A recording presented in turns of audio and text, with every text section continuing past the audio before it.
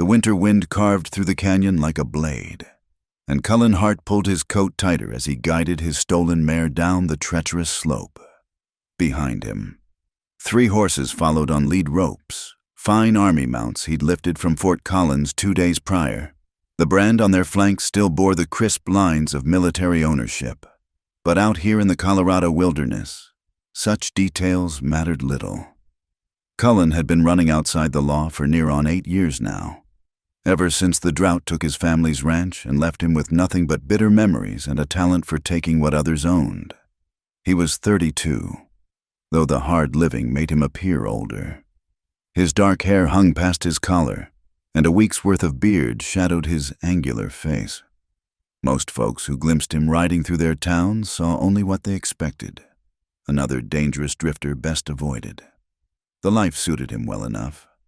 He moved with the seasons, following cattle drives and army movements, always knowing where fresh horses might be found.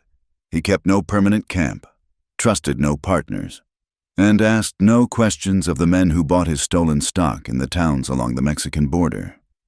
It was a lonely existence, but loneliness was safer than the alternative. This particular venture had started promisingly. The army horses were prime stock, worth good money to the right buyer, but the soldiers had given chase sooner than expected, and a lucky shot from a cavalry carbine had creased his left shoulder. The wound wasn't mortal, but it was deep enough to sap his strength and slow his escape. Now, as gray clouds gathered overhead promising snow, Cullen knew he needed shelter. The horses were spent, and his shoulder throbbed with each movement. Through the failing light, he spotted what looked like an old way station tucked into a grove of pine trees at the base of the canyon.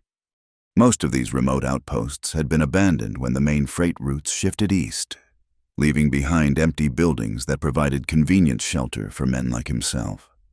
He approached cautiously, studying the small log structure and the rail corral beside it.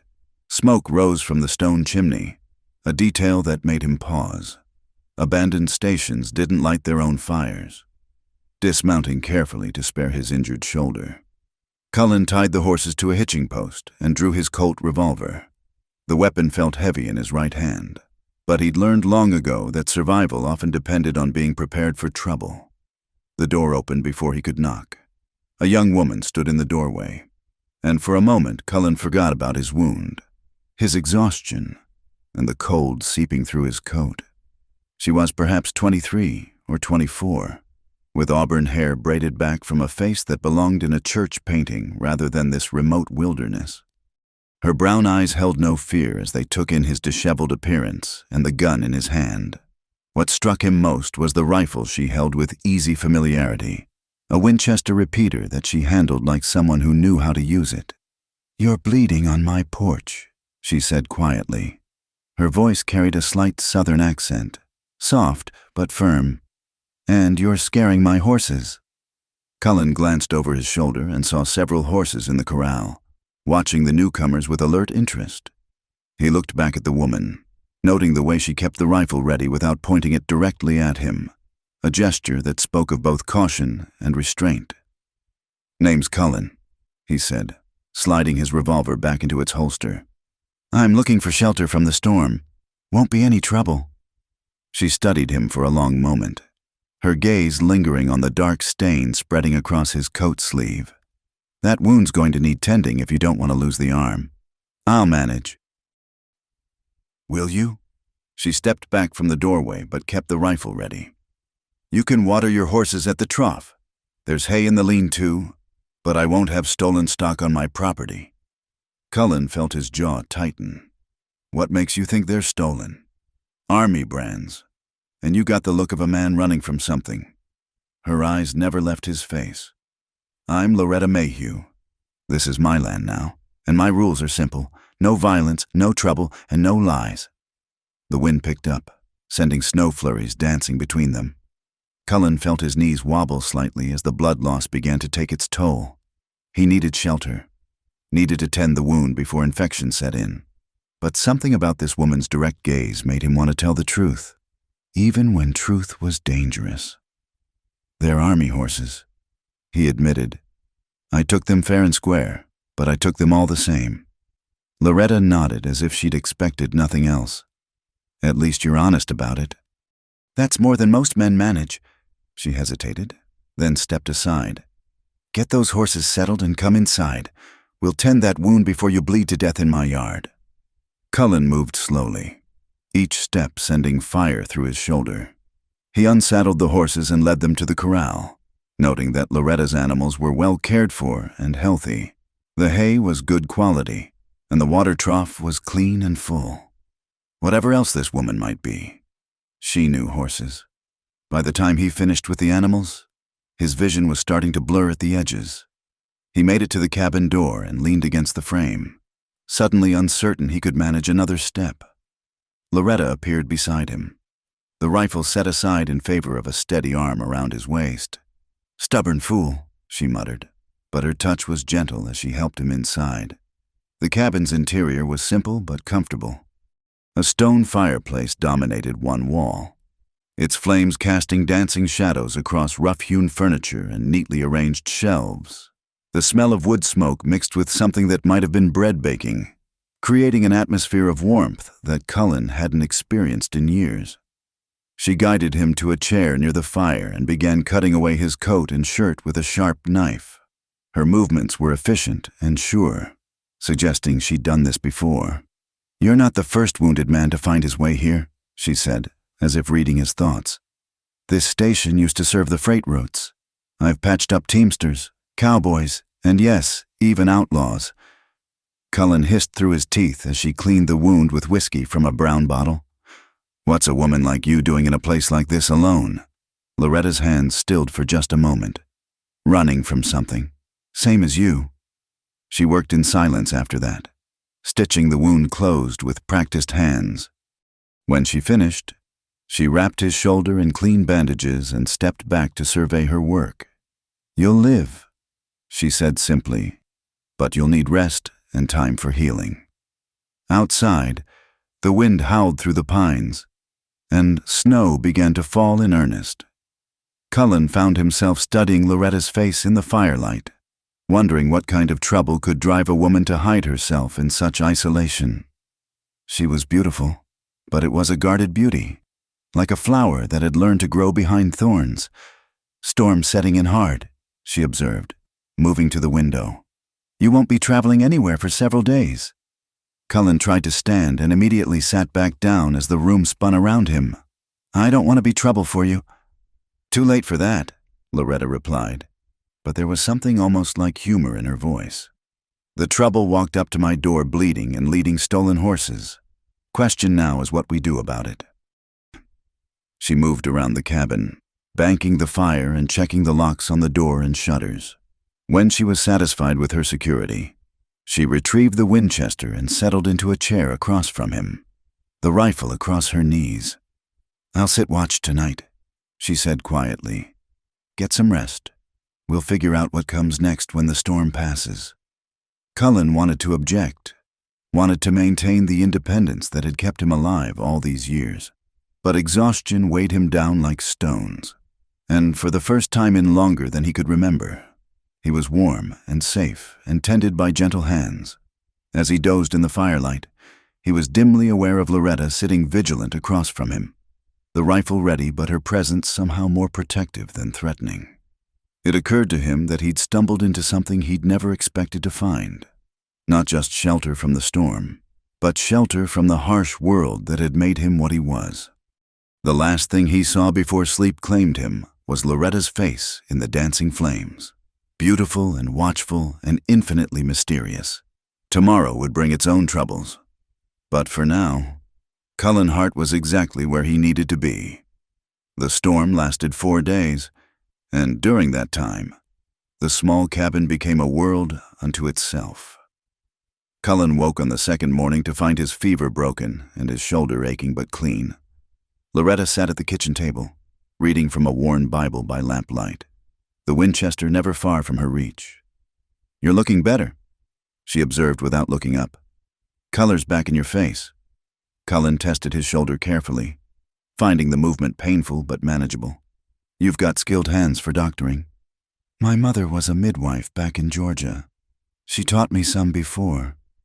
Loretta's voice trailed off, and she closed the Bible with deliberate care. Before things changed.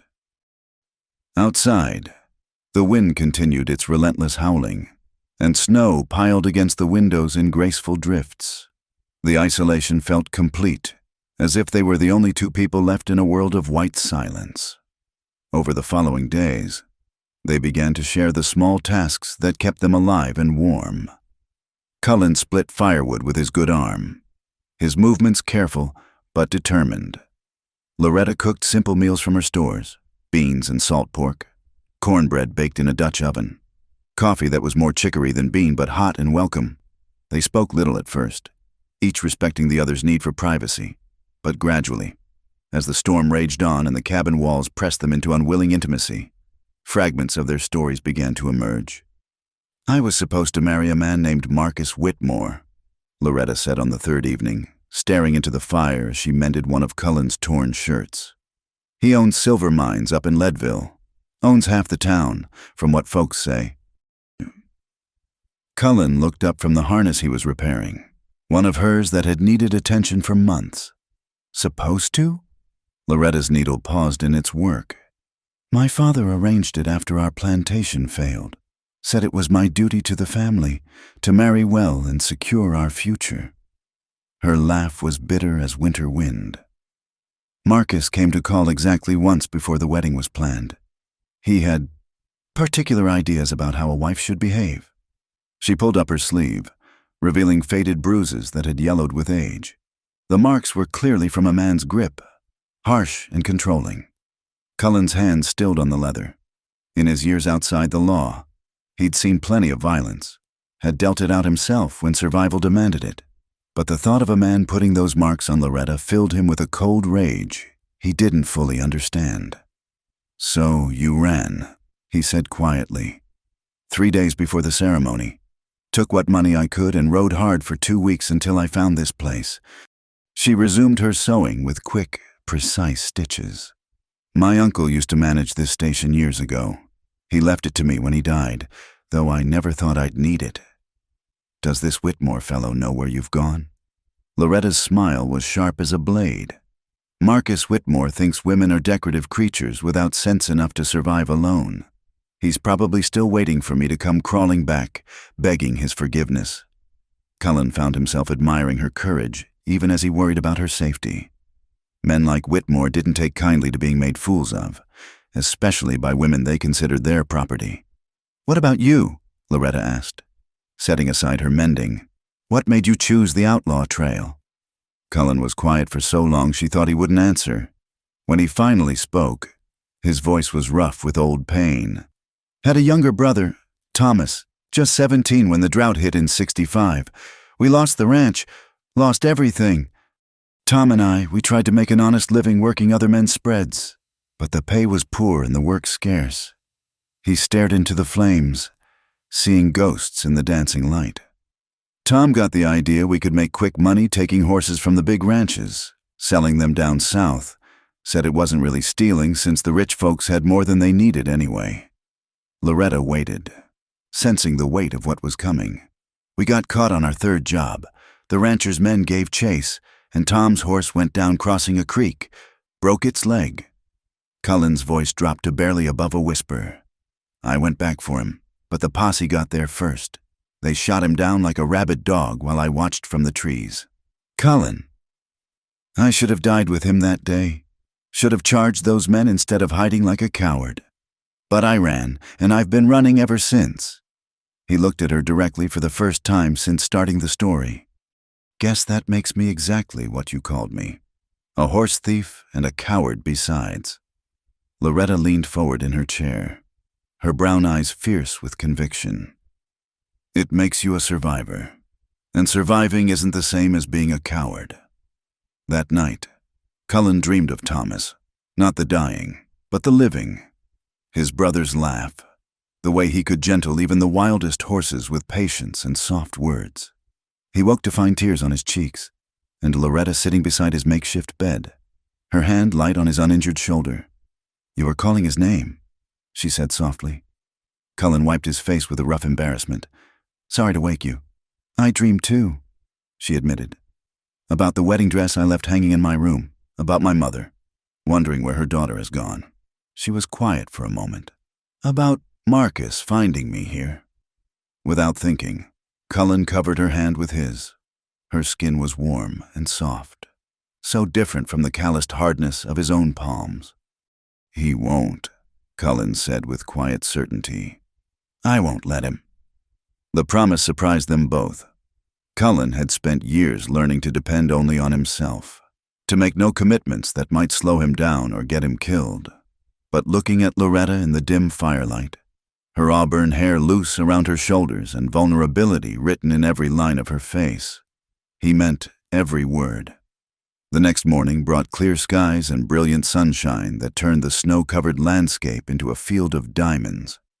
Cullen should have been preparing to leave, should have been planning his next move with the stolen horses.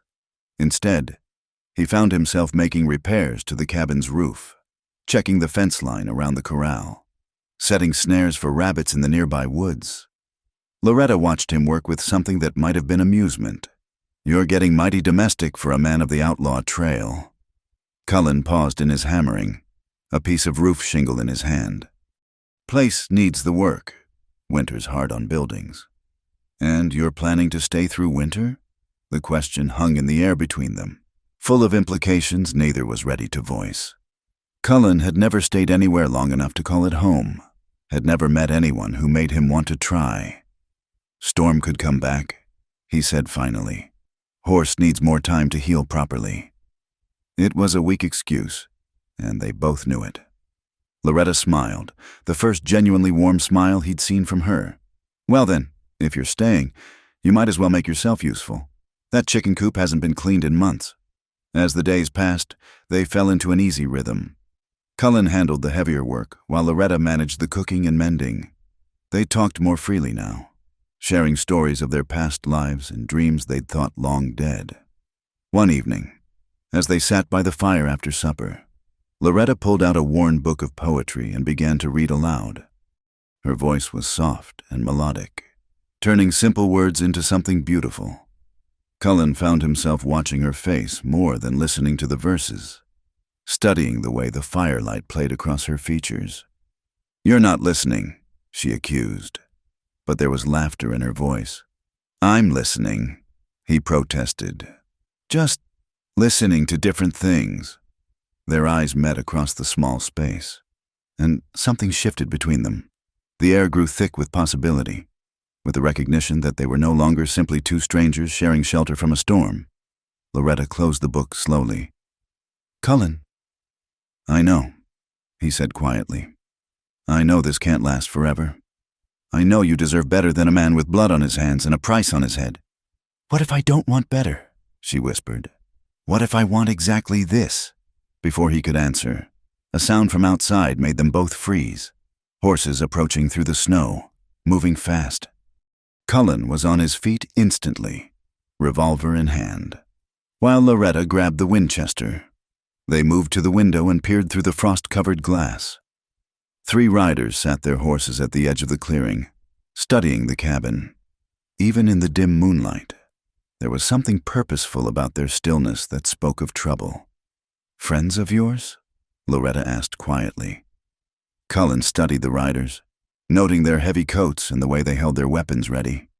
Bounty hunters, most likely. Someone must have tracked those army horses. One of the riders called out, his voice carrying clearly in the cold air. Hart, we know you're in there. Come out peaceful and nobody has to get hurt. Loretta looked at Cullen with wide eyes. They know your name. They know more than that. Cullen checked his revolver, counting bullets. 6 shots against 3 men, poor odds. But he'd faced worse. There's a back way out through the root cellar. You can make it to the horses while I keep them busy. I'm not leaving you. Loretta, these men aren't here to talk. If they take me, that's one thing. But if they find you, he met her eyes, trying to make her understand. Men like that, they'll see you as sport. The riders were spreading out now, surrounding the cabin. Time was running short. There's another way, Loretta said suddenly. The storm cellar connects to the root cellar, and that opens near the corral. We could both make it out if we move fast. Cullen wanted to argue, wanted to insist she save herself while he faced the hunters alone. But the determined set of her jaw told him she wouldn't leave without him. And in truth, he didn't want to face this alone anymore. "Show me," he said, as they gathered what supplies they could carry quickly. Cullen realized something that should have terrified him, but instead filled him with a strange peace. For the first time in 8 years of running, he wasn't running alone. Whatever came next, they would face it together. They escaped through the storm cellar just as the bounty hunters began their assault on the cabin.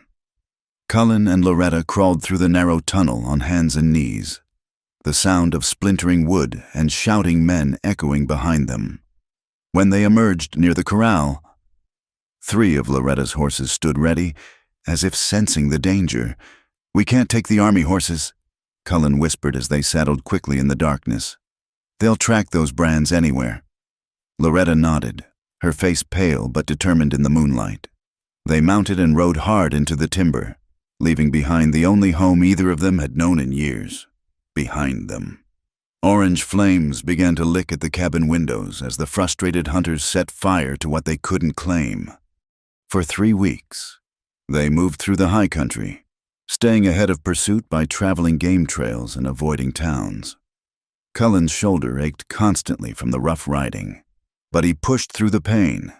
They slept in caves and abandoned prospector shacks, lived on what game they could catch and the few supplies they'd managed to grab. It was during this time of hiding that something fragile began to grow between them. In the evenings, when they dared light small fires, Loretta would pull out a tattered primer she'd salvaged from the cabin and teach Cullen to read properly. He'd learned his letters as a boy, but the years of running had taken even that simple skill from him. "Cat," he said slowly, tracing the letters with his finger. "The cat sits on the mat." "Good," Loretta encouraged, her shoulder touching his as they bent over the book. "You're learning faster than you think." Cullen found himself looking forward to these lessons more than he should have. Not just for the reading, but for the way Loretta's face lit up when he mastered a difficult word, for the scent of her hair when she leaned close to help him, for the brief moments when their hands would touch over the pages. One night, camped in a sheltered canyon with the snow falling softly outside their small cave, Cullen spoke more about his past than he ever had to anyone. "Always wanted to be a rancher," he said, staring into their tiny fire. "Had dreams of raising good horses, maybe having a family someday. Thought Thomas and I would build something together, something that would last." Loretta watched his face in the firelight. Seeing the boy he must have been beneath the hard lines that years of running had carved there. "Those dreams don't have to stay dead," she said softly. "They do for a man like me. I've got blood on my hands now.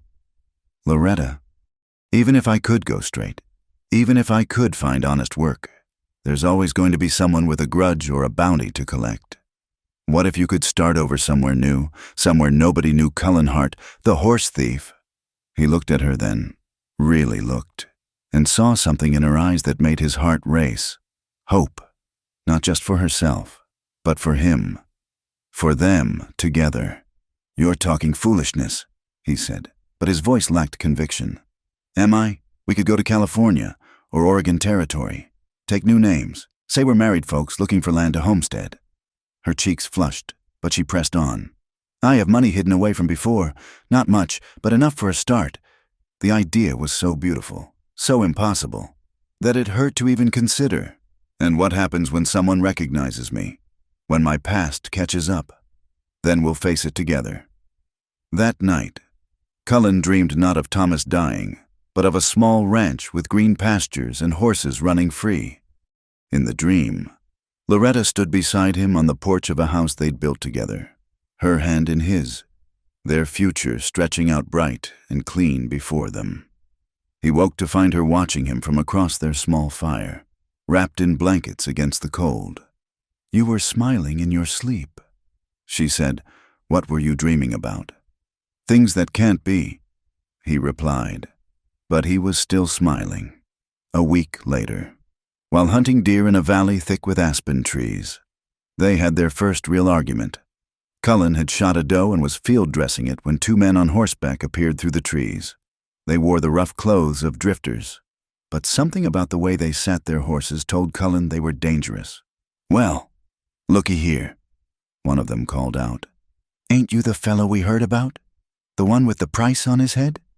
Cullen's hand moved to his revolver, but the men already had their weapons drawn. These weren't bounty hunters. They were just opportunists who'd heard about the reward and figured they might get lucky. "You boys best ride on," Cullen said calmly. "This doesn't concern you." The second man laughed, showing broken teeth. "Concerns us plenty, seeing as how we could use that reward money." From the corner of his eye, Cullen saw Loretta reach for the rifle on her saddle. He wanted to signal her to stay back, but any movement might trigger the shooting. What happened next took only seconds, but it would replay in Cullen's mind for weeks afterward. The first man turned his attention to Loretta, saying something crude about what they might do with her after collecting the bounty. The words sent a cold fury through Cullen that was deeper than any anger he'd ever known. He drew and fired in one smooth motion, taking the first man clean through the heart. The second man got off a shot that burned across Cullen's ribs before Cullen's second bullet found its mark. Both men tumbled from their saddles, dead before they hit the ground. The silence that followed was deafening. Gunsmoke drifted between the aspen trees like ghosts, and somewhere in the distance, a jay called harshly. Loretta dismounted and walked slowly to where Cullen stood, his smoking revolver still in his hand. When she reached him, her face was pale, but her voice was steady. "Are you hurt?" Cullen looked down at the shallow wound on his ribs, then at the two dead men. "Not much, but Loretta, You killed them."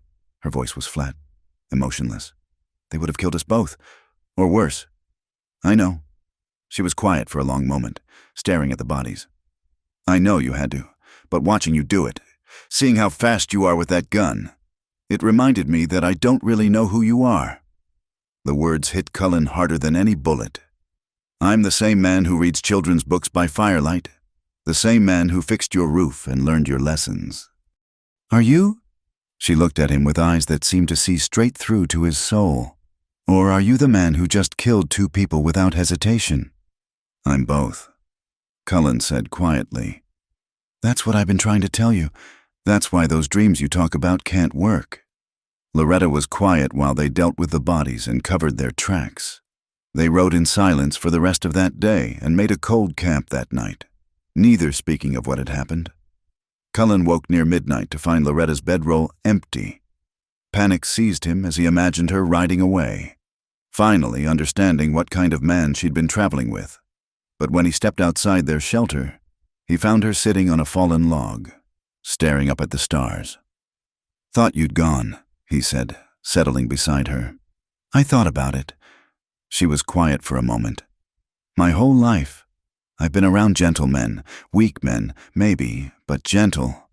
My father, my brother, even Marcus in his way. They used words and lawyers and money to get what they wanted. Violence was something that happened to other people." Cullen waited, sensing she had more to say. "But out here, violence is just another tool, isn't it? Like a hammer or a plow, something you use when you need it. It doesn't have to be your world." Cullen said, "You could go back, find some town where you'd be safe, marry a good man who's never had to kill anyone." Loretta turned to look at him, her eyes bright in the starlight. "And leave you to face this alone? It's what I'm used to." "Well, I'm not used to it. I'm not used to caring about someone so much that the thought of losing them makes me sick to my stomach." She reached out and took his hand. "I'm not used to feeling like I'd rather die beside you than live safe without you." Cullen felt something break open in his chest, something that had been locked away since the day Thomas died. "Loretta, I'm not saying I like the killing. I'm not saying I'll ever get used to it. But I understand now why you do it." She squeezed his hand. "You're not cruel, Cullen. You're just trying to survive in a world that doesn't forgive weakness." They sat together in the darkness, hands joined, neither speaking of the future that seemed both impossible and inevitable. Above them, The stars wheeled in their ancient patterns, indifferent to human dreams and fears. The next morning brought word from a passing trapper that Marcus Whitmore had posted a substantial reward for information about Loretta's whereabouts. He'd hired men to search for her, men who wouldn't ask questions about what they found her doing or who they found her with. "He's closing in," Loretta said quietly as they broke camp. "He won't stop until he finds me." Cullen tightened the cinch on his saddle, his jaw set with determination. "Then we make sure he doesn't find you." But even as he spoke the words, he knew their time was running out. Winter was coming again, and they couldn't run forever. Soon, very soon, they would have to make a stand, together or apart. That night, as they made camp in yet another hidden canyon, Loretta asked him to promise her something. "If Marcus finds us," she said, "if his men take me back, promise me you won't try to rescue me. Promise me you'll just disappear." Cullen looked at her as if she'd asked him to promise to stop breathing. "I can't do that. You have to, because if you come after me, he'll kill you, and I couldn't bear knowing that my freedom cost you your life." But Cullen was already shaking his head, his dark eyes fierce with an emotion she was only beginning to understand. "I made you a promise once before. Loretta Mayhew, I promised I wouldn't let him take you. That was before you knew what it might cost." "No," Cullen said quietly. "I knew exactly what it might cost. I just finally found something worth the price." In the distance, a wolf howled mournfully, and the sound seemed to echo the ache in both their hearts. They were living on borrowed time, and they both knew it. But for now, in this moment, they had each other. And sometimes, that was enough. The blizzard struck 3 days before Christmas, trapping them in an abandoned trapper's cabin high in the Colorado Rockies. They'd been running hard for weeks, staying ahead of Whitmore's men, but the storm made travel impossible. Snow piled against the windows like white walls, sealing them into their own private world. The cabin was smaller than the way station they'd shared before, just one room with a stone fireplace, a rough table, and a single bed that neither had mentioned since their arrival. They'd been sleeping on opposite sides of the room, maintaining the careful distance that had become their shield against the growing tension between them. But on this night, with the wind howling like banshees and the temperature dropping far below anything they'd experienced together, practicality overruled propriety. "We'll freeze if we don't share warmth," Cullen said simply, adding the last of their firewood to the dying flames. "That storm's not letting up, and this fire won't last till morning." Loretta nodded, her breath visible in small puffs despite the shelter. They'd both been dancing around this moment for weeks, this inevitable collision of survival and desire. "I know." They moved with careful efficiency, spreading their bedrolls together and layering every blanket they possessed. When they finally lay down, fully clothed but pressed close together under the covers, the air between them crackled with more than just the cold. Cullen lay rigid beside her, acutely aware of every breath she took, every small movement she made. Her hair smelled of wood smoke and something distinctly her own, something that made him want to bury his face in the auburn strands and breathe her in. "Cullen," she whispered in the darkness, "I'm here. I need to tell you something." Her voice was soft, uncertain. "About Marcus, about why I really ran." He turned toward her, though he could barely make out her face in the dim glow from the fireplace. "You don't have to." "Yes, I do." She was quiet for a moment, gathering courage. "The night before our wedding, he came to my room, said he wanted to claim what was rightfully his before the ceremony made it official." Cullen's entire body went tense. "Loretta, I fought him, scratched his face, broke a pitcher over his head, but he was stronger." Her voice dropped to barely a whisper. "He would have, if my brother hadn't heard the commotion and come to investigate. Marcus left, but he promised he'd finish what he started after we were wed." Cullen felt a rage so pure and hot it nearly choked him. His hands clenched into fists beneath the blankets. "He put his hands on you. He tried to. That's why I ran. Cullen, Not just because I didn't love him, but because I knew what kind of man he was, what he would do to me once I was legally his. They lay in silence for a long moment, the weight of her confession settling between them. Finally, Cullen reached out and found her hand in the darkness, intertwining their fingers. "I'm glad you told me," he said quietly. "And I'm glad you were strong enough to fight." "Was I? Because sometimes I wonder if I'm just running towards something worse, at least with Marcus. I knew what kind of monster he was." Cullen turned fully toward her then, his free hand coming up to cup her face in the darkness. "You think I'm a monster?" "No." The word came without hesitation. "You're the gentlest man I've ever known. The way you read those children's stories, the way you fixed my roof, the way you've never once pressed me for more than I was ready to give." She leaned into his touch. "You kill when you have to, but you don't enjoy it. That's the difference." "I killed for you," he admitted. "Those men in the valley, I didn't shoot them because they threatened me. I've been threatened plenty of times. I killed them because they looked at you like you were something they could take." "I know. Doesn't that scare you?" Loretta was quiet for so long he thought she wouldn't answer. When she finally spoke, her words surprised him. "It should, but it doesn't, because for the first time in my life, someone was willing to protect me. Not because they owned me, not because they expected something in return, but because they cared about me. I do more than care about you, Loretta." The words hung in the frozen air between them, heavy with implication. Outside, the wind continued its assault on the little cabin. But inside, the world had narrowed to just the two of them and the truth they could no longer avoid. "I know," she whispered again. "I love you too." The admission broke something loose inside Cullen, some final wall he'd been maintaining against hope.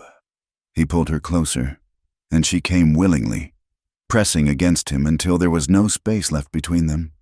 Their first kiss was tentative, questioning. Two people who had learned to be careful about trust, about vulnerability.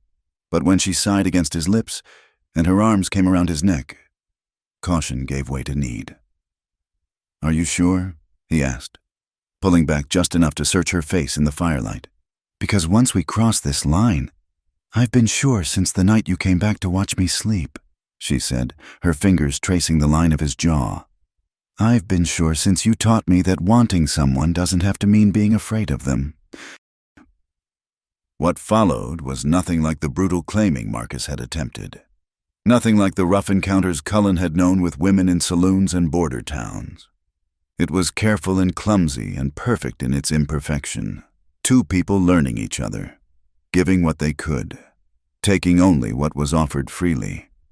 Loretta was shy but not passive, her hands exploring the scars on his chest and shoulders with tender curiosity.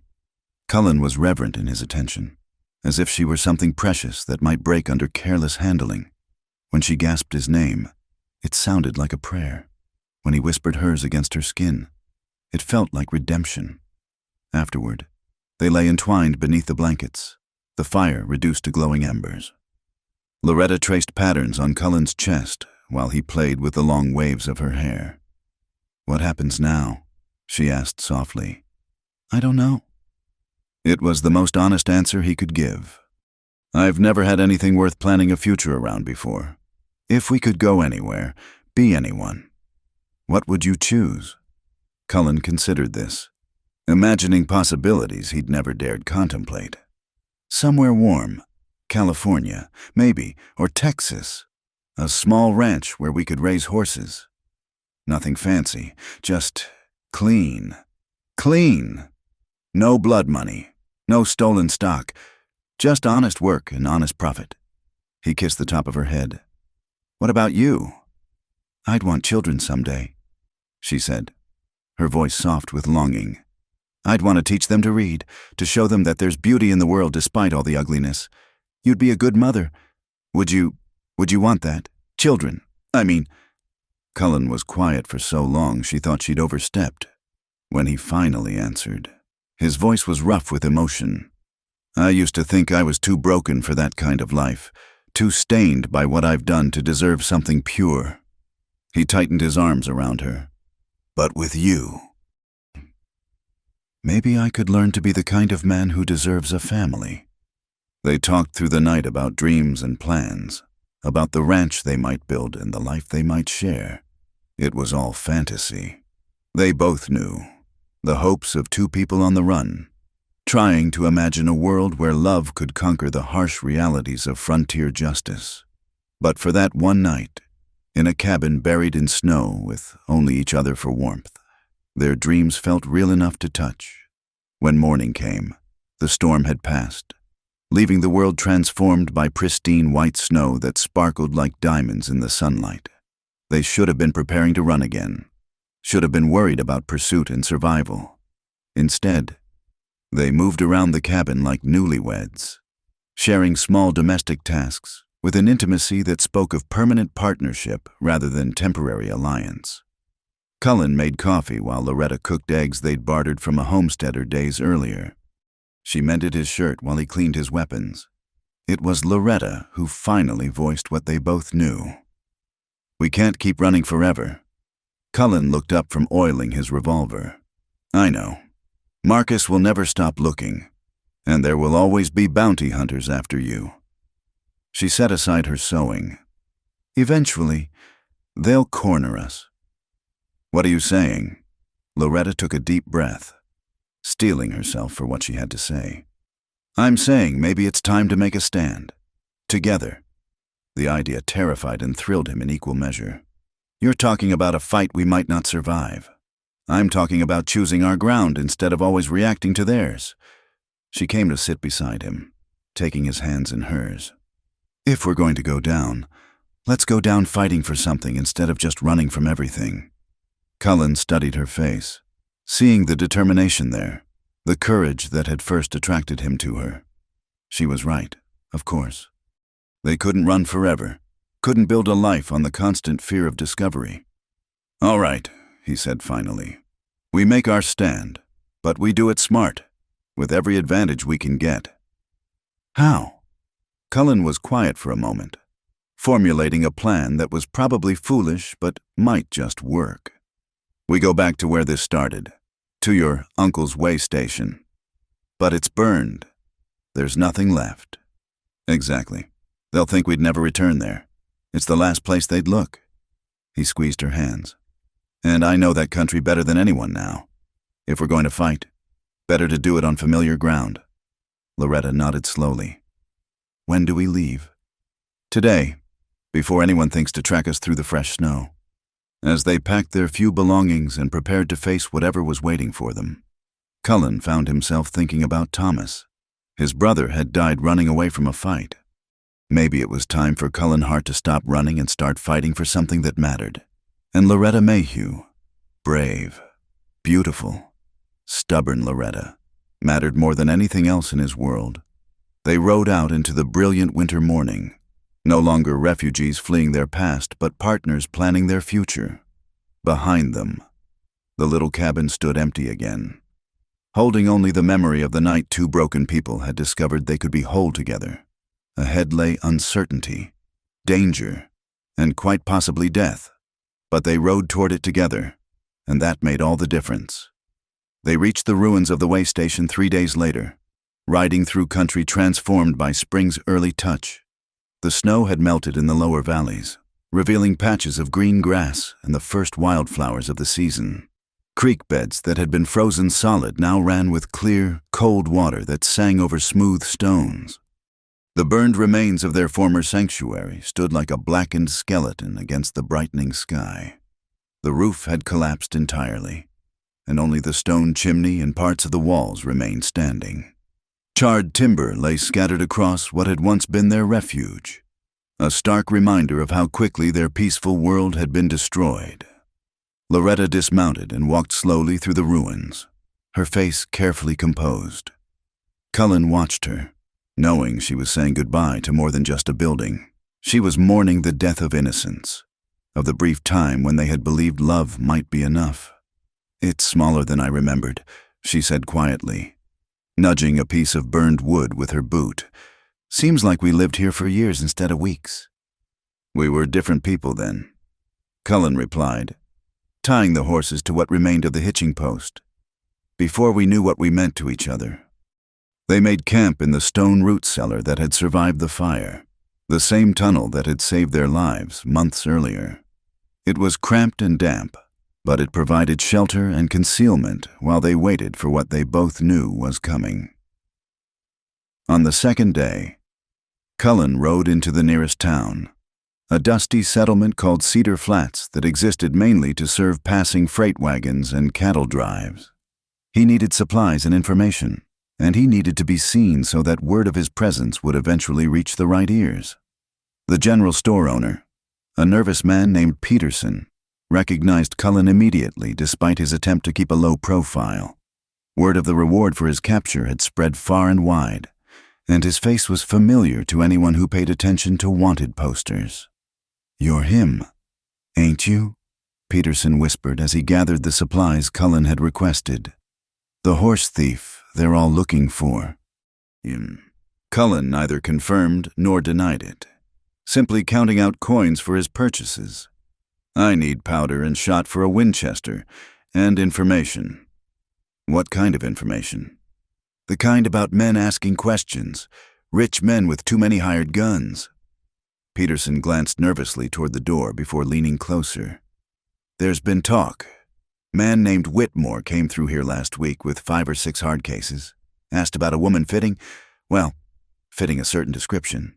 Said she might be traveling with a dangerous outlaw." "What did you tell him?" "Truth. That I hadn't seen hide nor hair of either one." Peterson paused. "But he left money.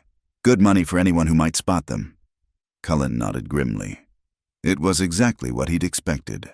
Whitmore was methodically searching every settlement, every hideout, drawing the net tighter with each passing day. "He say where he was heading next?" "North, toward Laramie, but his men—" "They've been asking around about old way stations and abandoned buildings, places where folks might hole up."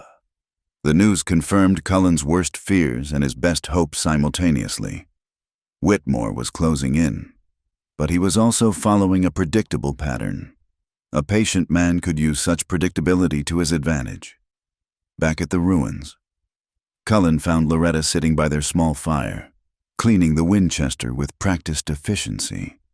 She'd grown skilled with weapons during their months on the run, no longer the sheltered woman who had first pointed a rifle at him with uncertain hands. "They're coming," he said without preamble.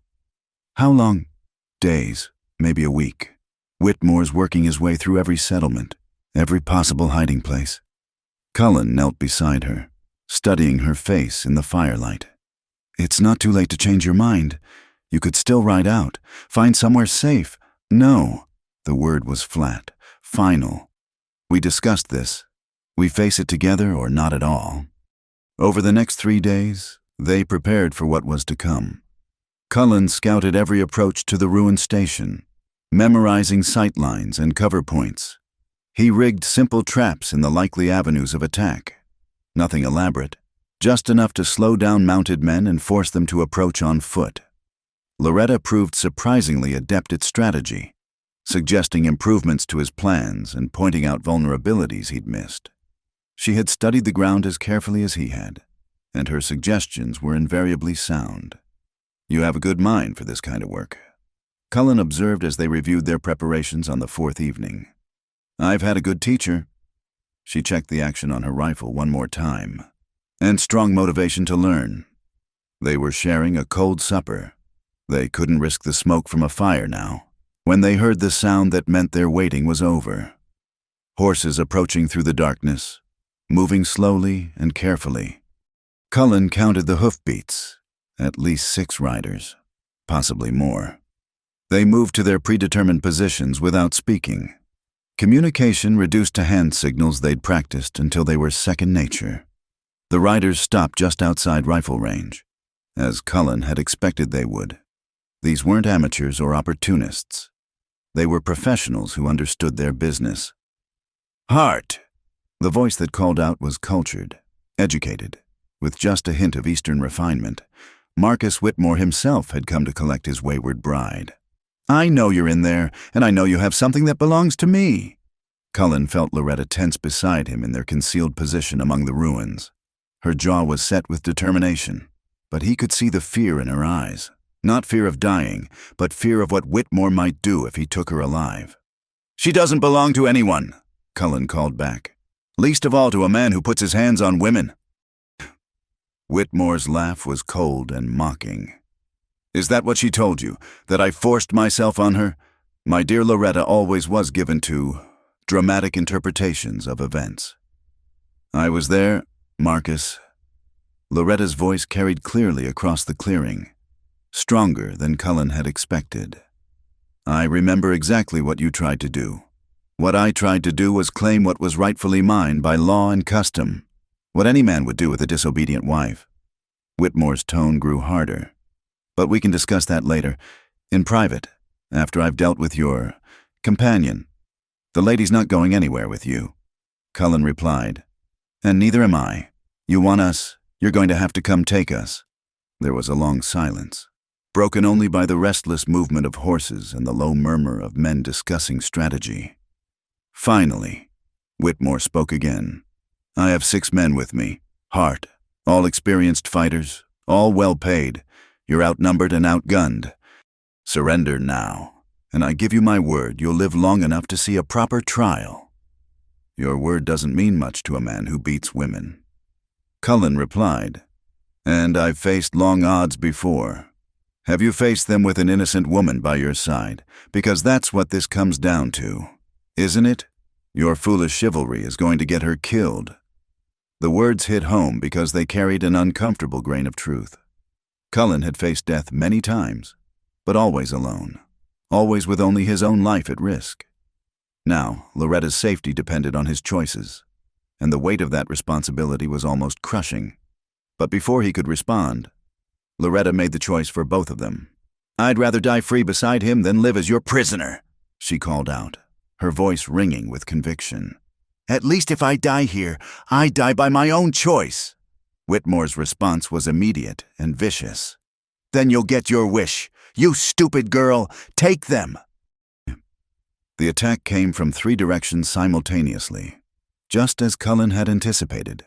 But knowing it was coming and being ready for it were 2 different things. Muzzle flashes lit up the darkness as Whitmore's men opened fire, their bullets chipping stone and sending splinters flying from the few remaining wooden beams. Cullen returned fire methodically, making every shot count.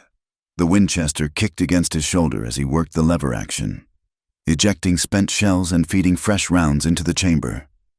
Beside him, Loretta's rifle barked steadily, and he was grimly pleased to note that she wasn't just firing blindly. Her shots were aimed and deliberate. One of the attackers cried out and fell, clutching his shoulder. Another stumbled as Loretta's bullet took him in the leg, but the others kept coming, using the ruins for cover as they closed the distance. "They're trying to flank us on the left," Loretta called out, her voice steady despite the chaos. Cullen swung his rifle toward the new threat, but he was too late. A man emerged from behind a pile of rubble not 20 feet away, his pistol already aimed at Loretta's position. Time seemed to slow as Cullen watched the man's finger tighten on the trigger. There was no time to aim, no time for careful shot placement. He simply pointed the Winchester like an oversized pistol and pulled the trigger. The heavy rifle bullet took the gunman high in the chest, spinning him around and dropping him in a heap. But the distraction had cost them. 2 more men were rushing their position from the right, and Cullen's rifle was empty. He drew his revolver just as the first man reached them, firing point blank into the attacker's chest. The second man tackled him before he could turn the gun, and they went down in a tangle of limbs and desperation. Cullen fought with the fury of a man who had everything to lose, using fists and knees and the butt of his empty revolver. His opponent was younger and possibly stronger, but Cullen had been fighting for his life longer than this man had been alive. A gunshot echoed across the ruins, and the man on top of Cullen went limp. Loretta stood above them, the smoking Winchester in her hands and tears streaming down her face. "Are you hurt?" she asked, helping him to his feet. Cullen checked himself quickly. Bruises, cuts, but nothing serious. "I'm all right. How many left?" They looked across the battlefield, counting bodies and listening for movement. 2 men were definitely down for good. 2 more were wounded but crawling away into the darkness. That left at least 2 unaccounted for, including Whitmore himself. "This isn't over," came Whitmore's voice from somewhere in the darkness. "You can't watch her every moment of every day. Hart, sooner or later, I'll get her back." "Maybe," Cullen replied, reloading his weapons with steady hands. "But it won't be tonight." They heard horses moving away, carrying the survivors into the darkness. The immediate battle was over. But Cullen knew Whitmore was right about one thing. This wasn't finished.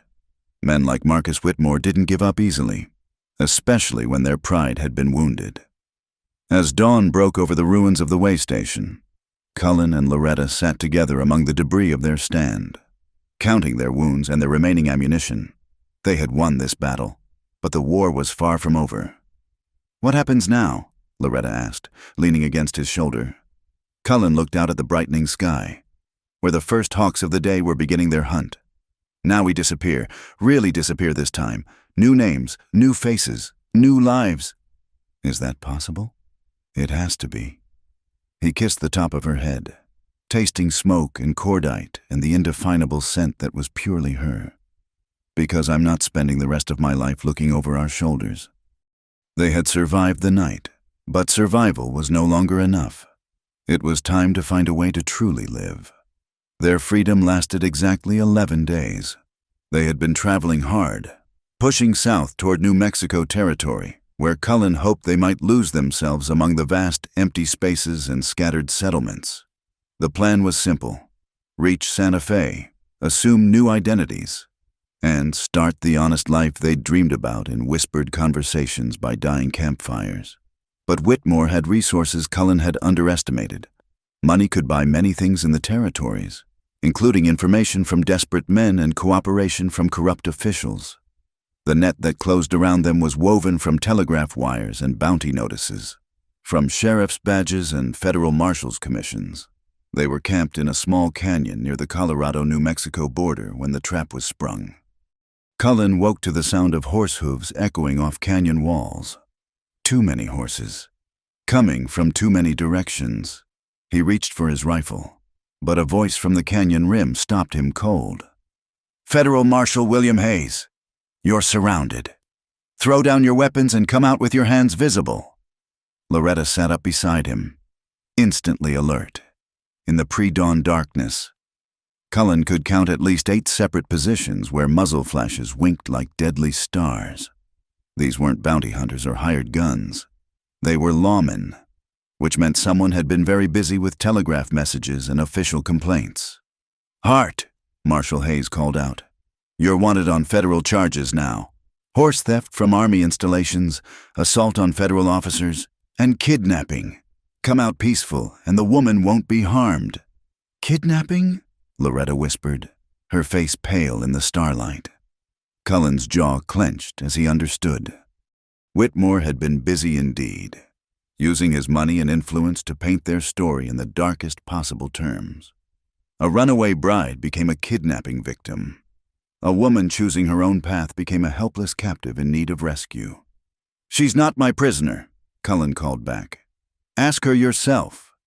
"I intend to, son, but first you need to put down those weapons and step into the light." Cullen looked at Loretta, seeing his own desperation reflected in her eyes. They both knew that surrender meant separation, him to a federal prison or worse, her back to Whitmore's tender mercies. Everything they'd fought for, everything they'd dreamed of, would die in the cold light of legal proceedings and money-bought justice. "I could try to draw them off," Cullen said quietly. "Give you a chance to slip away in the confusion." "No." Her hand found his in the darkness, squeezing tight. "We stay together. Whatever happens." "Loretta." "Together, Cullen. We promised each other that." Marshal Hayes was growing impatient. "You've got 30 seconds to decide. Hart, after that, we come down there shooting." Cullen closed his eyes, feeling the weight of all his choices pressing down like stones. He'd spent 8 years running from the law, 8 years proving that Cullen Hart was exactly the kind of man society expected him to be.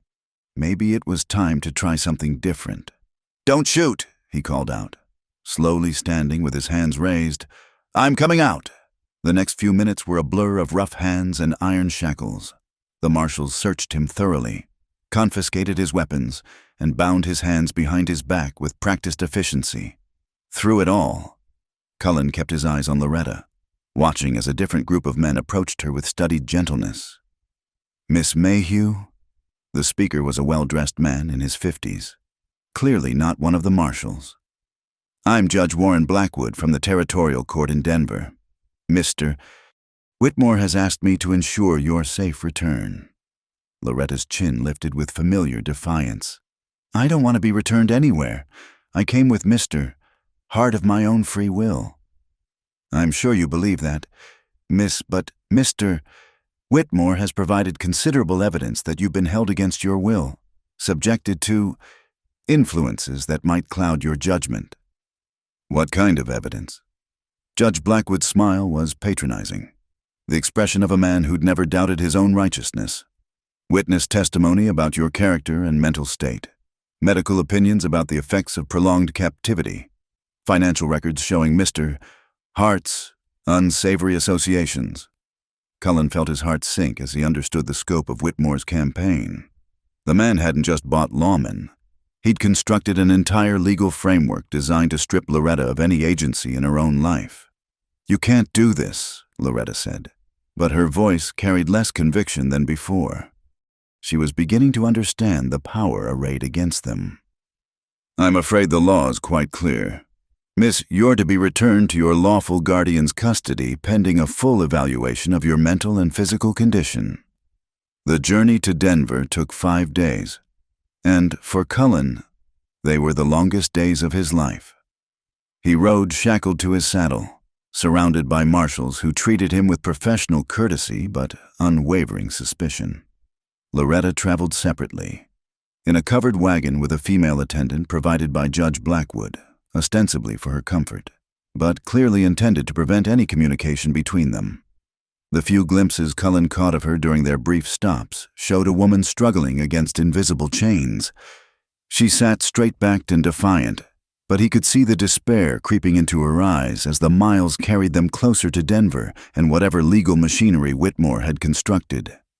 On the 4th night, while the marshals played cards around their campfire, Deputy Marshal Frank Morrison approached Cullen's position by the wagon wheel where he was chained. "Mind if I ask you something, Hart?" Cullen looked up at the young lawman, probably no more than 25, with honest eyes and a face that hadn't yet been hardened by too much experience with human ugliness. "Ask away. Is it true what they say, that you kidnapped that woman?" "No." The word came without hesitation. "Everything I did to keep her safe. Everything she did, she chose to do." Morrison was quiet for a moment, studying Cullen's face in the firelight. "The way she looks at you, that's not how kidnap victims usually look at their captors. Then maybe you should ask yourself why a rich man like Whitmore needs so many legal tricks to get back something that belongs to him." The deputy didn't respond, but Cullen saw him glance toward the wagon where Loretta was confined. Seeds of doubt, perhaps, but probably not enough to change anything. Denver was larger than any settlement Cullen had seen in years. A bustling city that represented everything the territories were becoming: civilized, organized, and utterly unsympathetic to men who lived outside society's boundaries. The federal courthouse was an imposing stone building that seemed designed to make defendants feel small and powerless. Cullen's trial began 2 weeks after their arrival. He was provided with a court-appointed attorney, a tired-looking man named Benjamin Walsh, who seemed more interested in ending the proceedings quickly than in mounting any real defense. "The evidence is overwhelming," Walsh explained during their brief consultation. "Multiple counts of horse theft, assault on federal officers, flight to avoid prosecution, and now kidnapping charges based on Mr. Whitmore's complaint." "She'll testify," Cullen said. "She'll tell them the truth." Walsh looked uncomfortable. "I'm afraid Miss Mayhew's testimony may not carry the weight you hope it will. Mr. Whitmore has presented compelling evidence about her mental state." "What kind of evidence?" Medical opinions suggesting that prolonged captivity can cause victims to develop sympathetic feelings toward their captors. Character witnesses describing her as emotionally unstable even before your alleged crimes. And of course, there's the matter of her intimate association with you, which Judge Blackwood feels demonstrates a clear impairment of judgment. Cullen felt the walls closing in around him. Everything he and Loretta had shared, every moment of tenderness and trust, was being twisted into evidence of his criminality and her victimization. The trial itself was a carefully orchestrated performance. The prosecution presented a parade of witnesses: Army officers who identified their stolen horses, marshals who described Cullen's resistance to arrest, and character witnesses who painted him as a dangerous criminal with a long history of violence.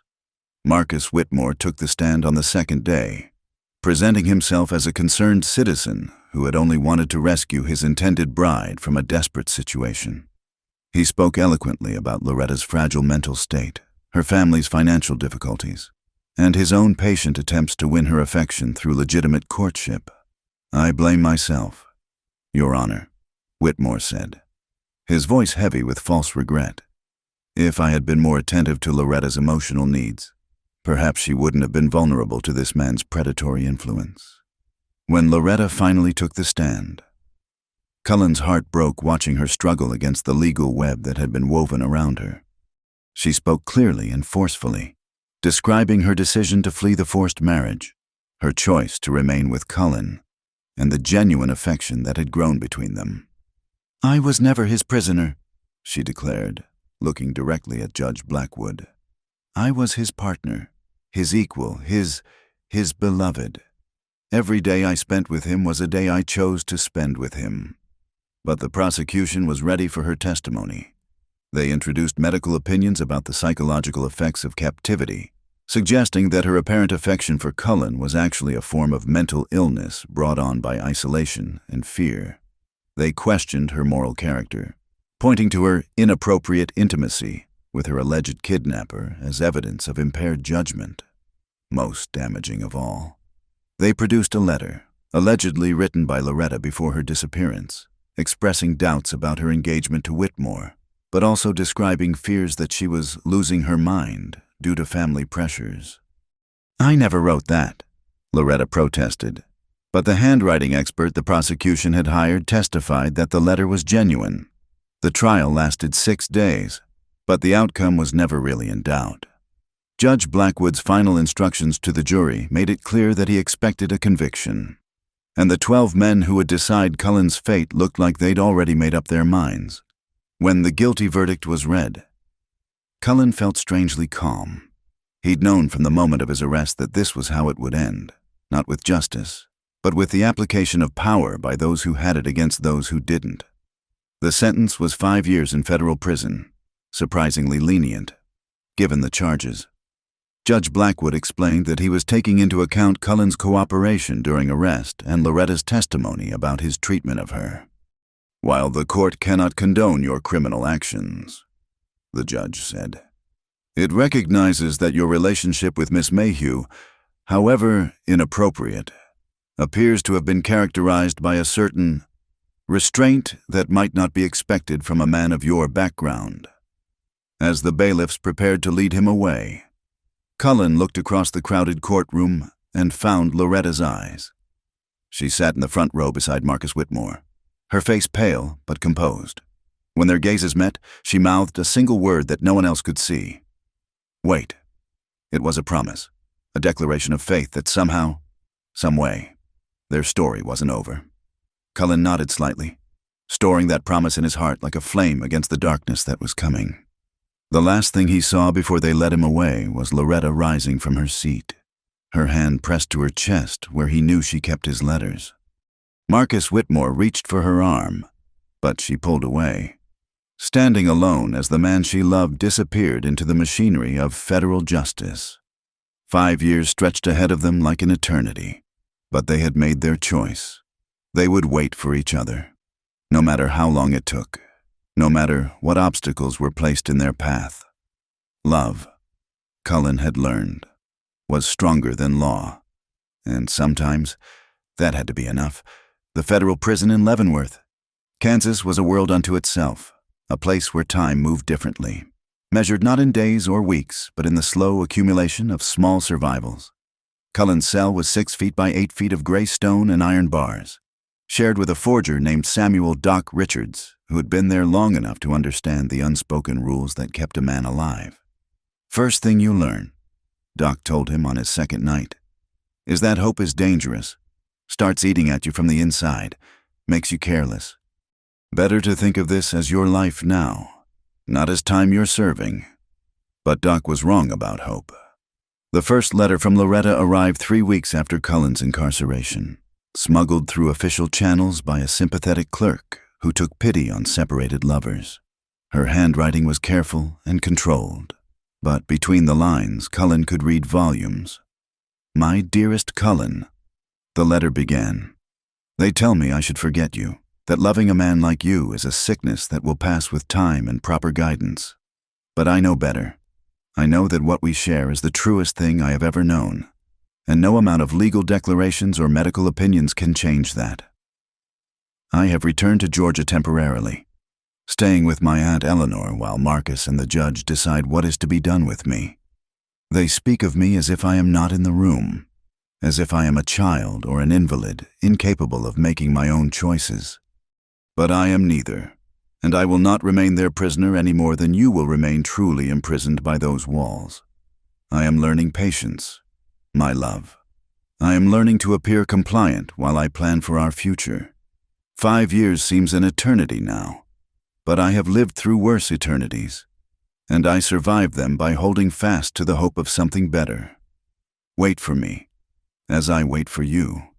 The rest is just time passing. Forever yours." Loretta Cullen read the letter so many times the paper grew soft from handling. He began his own letter that same night, writing by the light of the small lamp permitted in each cell after lights out. "My dearest heart," he wrote, "your words are like water to a man dying of thirst. I had forgotten what hope felt like until I held your letter in my hands. Life here is hard but not impossible. I work in the prison carpentry shop, learning skills that will serve us well when my time is done. The work keeps my hands busy and my mind occupied, but my heart remains entirely yours. Do not let them convince you that our love was madness. I have had 5 years to think about every moment we shared, every choice we made, and I regret nothing except that I could not protect you from this separation. I dream about our ranch in California, about the horses we will raise and the children we will teach to read by firelight. These dreams keep me strong when the days grow long and the walls close in.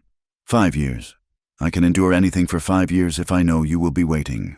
All my love. Cullen." The letters became their lifeline, arriving and departing with religious regularity. Loretta wrote of her daily struggles, the constant supervision, the pressure to accept Marcus Whitmore's renewed courtship, the whispered comments from neighbors who saw her as either a tragic victim or a fallen woman. But she also wrote of small victories. A job teaching children at the local school, money saved from her meager salary, plans slowly taking shape. "I have been practicing your lessons," she wrote in her 7th letter. "Not just reading and writing, but independence. I am learning to be strong on my own, so that when you return, we will be partners in truth as well as in name." Cullen's replies spoke of his own transformation. Prison was indeed hard. The food was poor, the guards were often brutal, and violence simmered constantly beneath the surface of daily routine. But it was also strangely liberating. For the first time in his adult life, he wasn't running, wasn't looking over his shoulder, wasn't making choices based on survival alone. He threw himself into learning with the passion of a man who had discovered education late in life. Besides his carpentry work, he studied with Doc Richards, who had been a school teacher before his unfortunate encounter with check forgery. Under Doc's guidance, Cullen learned not just to read well, but to write with clarity and even elegance. "You would be proud of your student," he wrote to Loretta after 6 months. "Yesterday I finished my first real book, Robinson Crusoe. I found myself thinking of you throughout, remembering how you looked when you read poetry aloud by firelight. The memory is so clear it almost hurts. I understand now why you value learning so highly. Each book is like a window into another world, another way of thinking. I have been living such a small life, never knowing how much I was missing. The second year was harder than the first. The novelty of correspondence had worn off, replaced by the grinding reality of separation. Loretta's letters spoke of increasing pressure from her family and from Whitmore, who had not given up his pursuit despite the legal resolution of her kidnapping. Marcus came to the school yesterday. She wrote in a letter that arrived tear-stained. He spoke to the school board about my moral character and my fitness to teach impressionable children. I may lose my position. Without that income, I will be completely dependent on my family's charity, which they make clear comes with conditions. But I will not marry him. Cullen, I would rather work in a factory or clean houses than bind myself to that man. You have ruined me for any life that is less than what we could have together. Cullen's response was immediate and fierce. Do whatever you must to survive, but know that I would rather spend my life in this cell than have you sacrifice yourself for my sake. If circumstances force you to make choices I would not wish upon you, I will understand. My love for you is not conditional on your waiting. It simply is, unchanging and eternal. But Loretta's next letter brought better news. She had found work with a widow named Mrs. Catherine Murphy, who ran a small bakery and needed help with both the business and correspondence. Mrs. Murphy, it seemed, cared nothing for local gossip and everything for reliable help. She is a remarkable woman, Loretta wrote. Her husband died in the war, and she built this business with her own 2 hands. She says she has no patience for men who think they can dictate women's choices, and even less patience for women who let them. I think you would like her. I am learning to bake bread and cakes, learning to keep accounts and manage customers. Mrs. Murphy says I have a head for business. She has even suggested that someday I might open my own establishment. A woman needs to be able to stand on her own feet. She tells me, love is wonderful when it comes from choice rather than necessity. Wise words from a woman who has lived them. The third year brought its own challenges. A new warden arrived at Leavenworth, a harsh man named Colonel Edwards, who believed in discipline above all else. The small privileges that had made prison life bearable, the letter-writing time, the books, even the carpentry work, were severely restricted. Cullen's letters became shorter, more carefully worded. Times are difficult here, he wrote cryptically. The new management has different ideas about rehabilitation. But I am strong, and I remember why I endure this.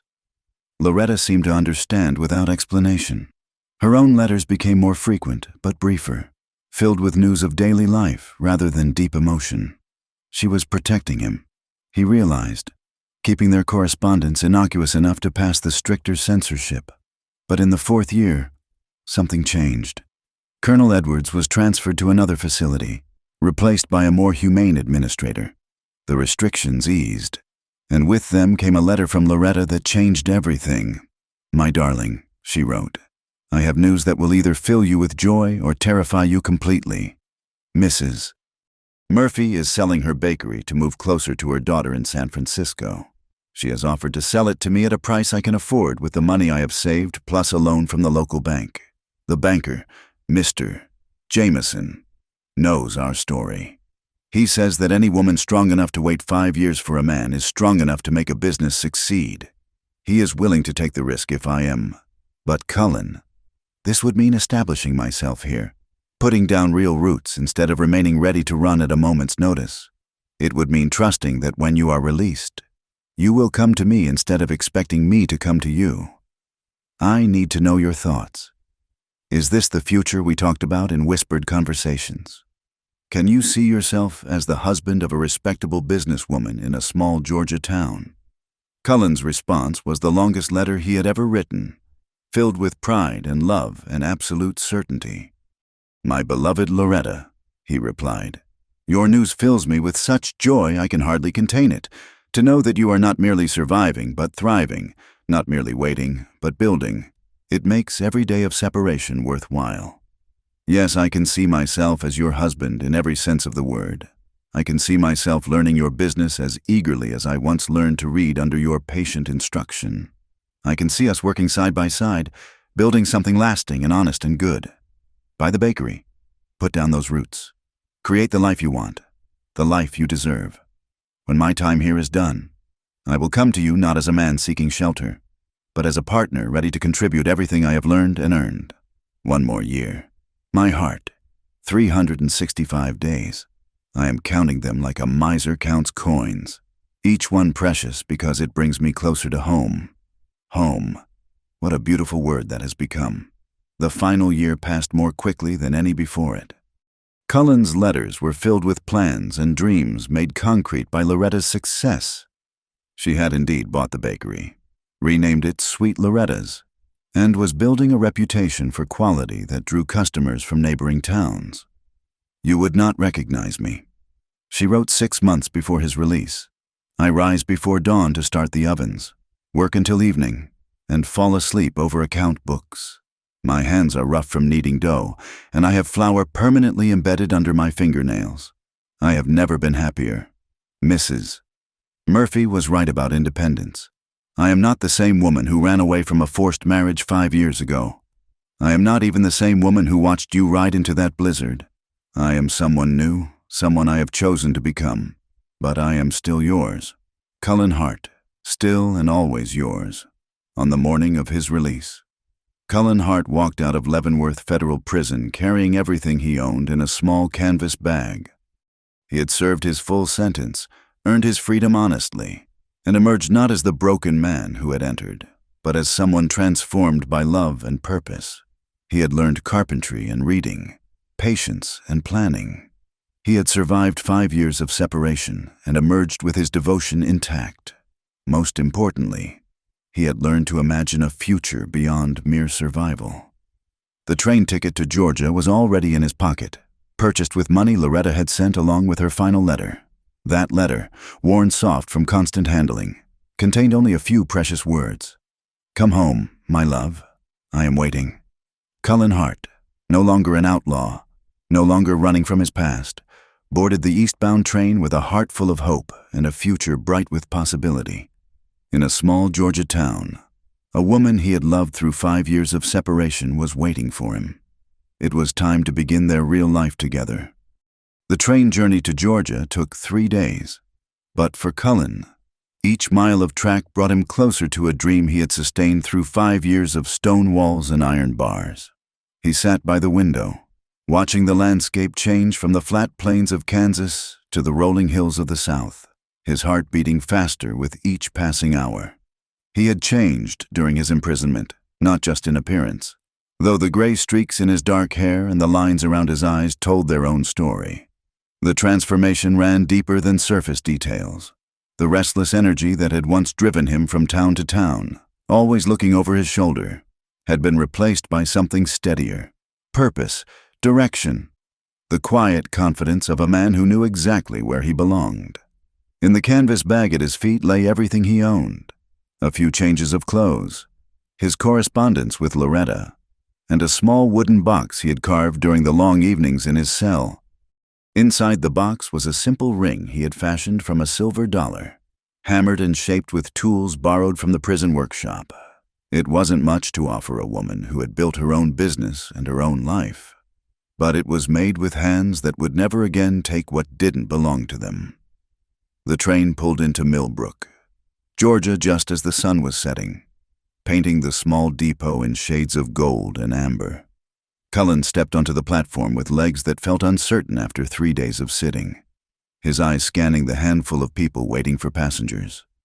He didn't see her immediately, and for a heart-stopping moment, he wondered if something had gone wrong, if 5 years had been too long after all.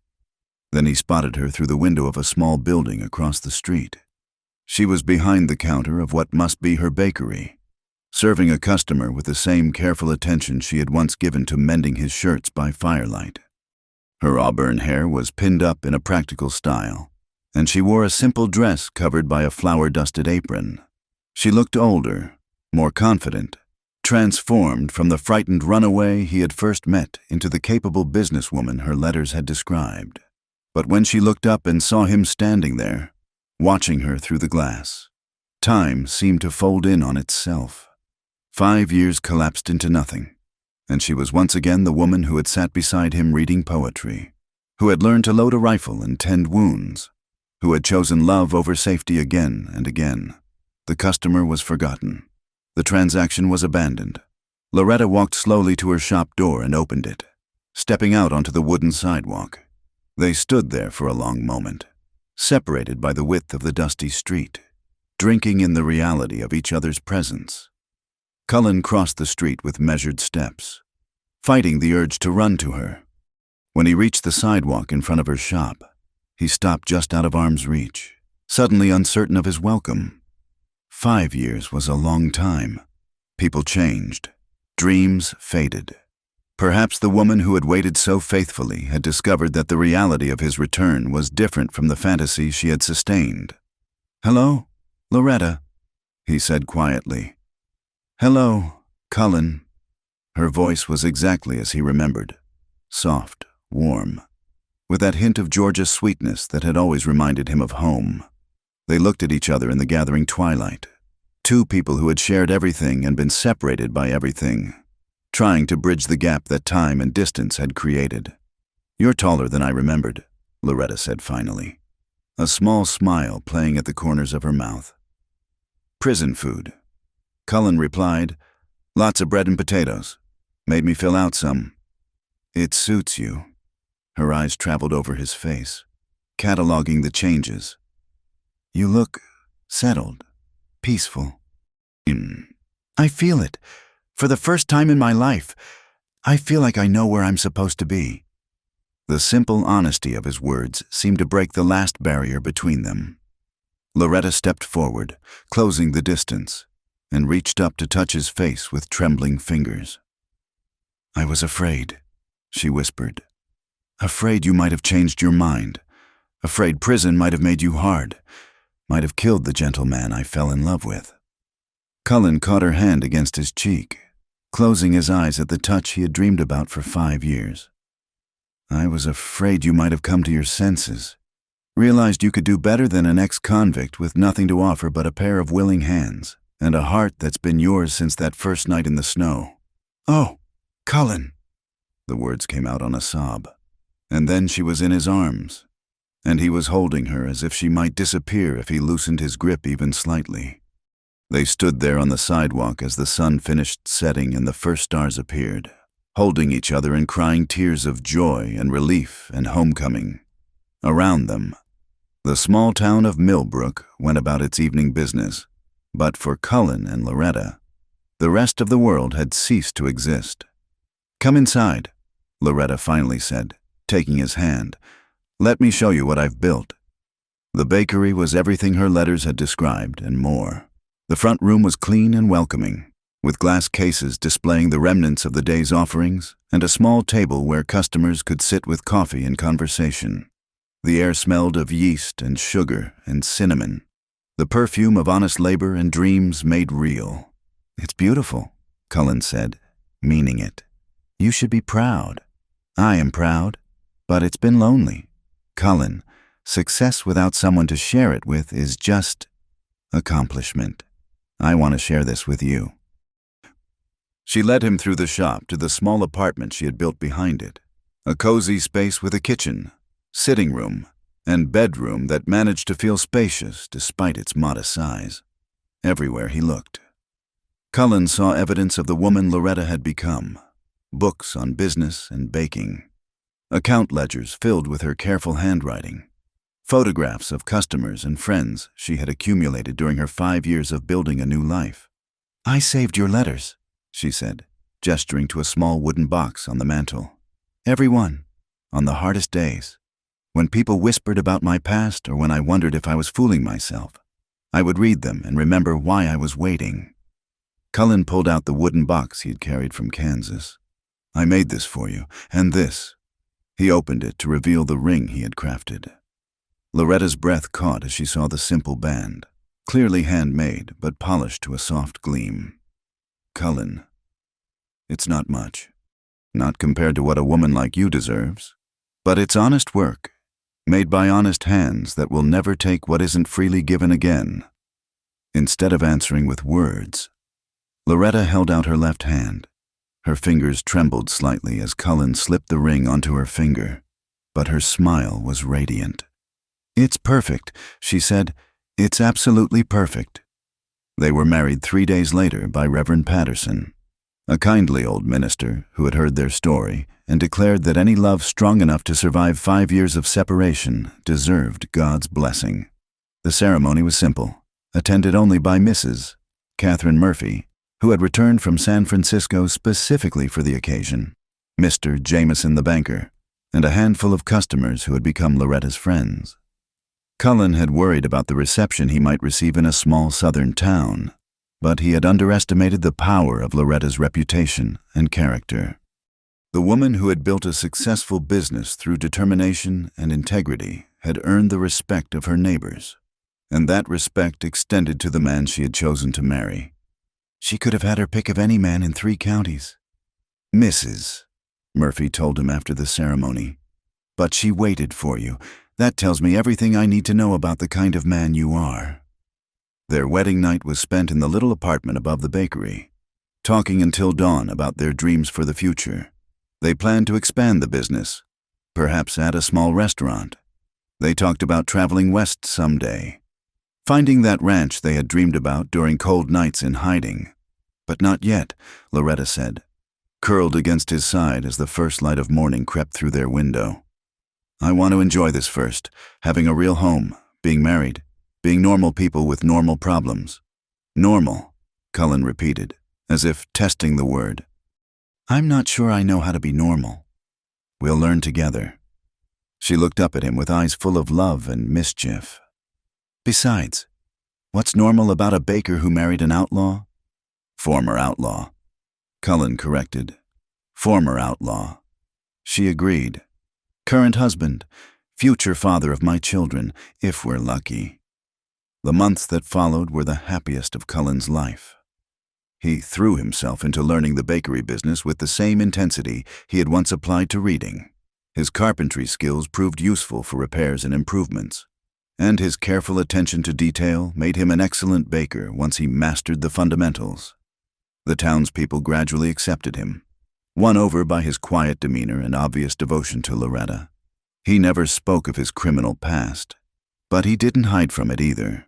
When curious customers asked direct questions, he answered honestly, taking full responsibility for his actions while making it clear that part of his life was behind him.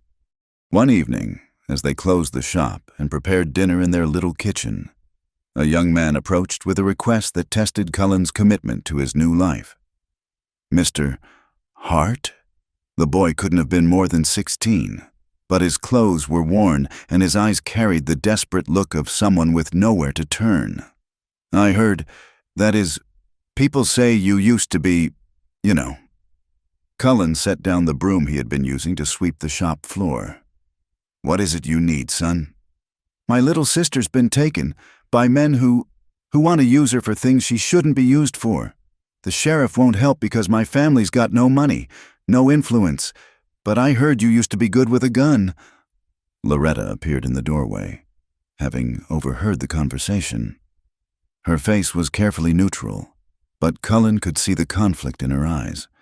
She understood the boy's desperation, but she also knew that any return to violence could destroy everything they had built. Cullen looked at the young man for a long moment, then at his wife, then back at the boy. "What's your name?" Jimmy Crawford." "Jimmy, I'm going to help you, but not the way you think." Cullen moved to the cash drawer and pulled out several bills. "Take this money and go see Marshal Thompson in the county seat. Tell him Cullen Hart sent you and that he owes me a favor from the old days. Tell him if he doesn't help a child in need. I'll be asking why a federal marshal is too busy to do his job." The boy looked confused, but he took the money. "You're not coming with me?" "No, son, I'm not.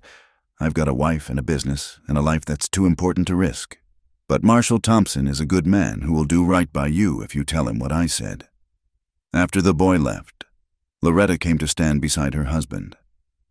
"Thank you," she said quietly. For what? For choosing us, for choosing this life, for proving that people really can change. Cullen pulled her into his arms, looking around at the bakery they had built together, the life they shared, the future they were creating one day at a time. "I used to steal horses for a living," he said, echoing words from a lifetime ago. "But you taught me to steal something better." "What's that?" "Time, quiet moments, peaceful nights, the chance to watch you sleep without having to run in the morning." Outside their window, the streets of Millbrook settled into evening quiet. Inside their small apartment, a former outlaw and the woman who had saved his soul held each other close, grateful for second chances and the patient love that had made them possible. Some stories end with gunfights and glory. Others end with sunrise over a small bakery, flour-dusted hands intertwined, and the simple miracle of two people who found in each other everything they needed to build a life worth living.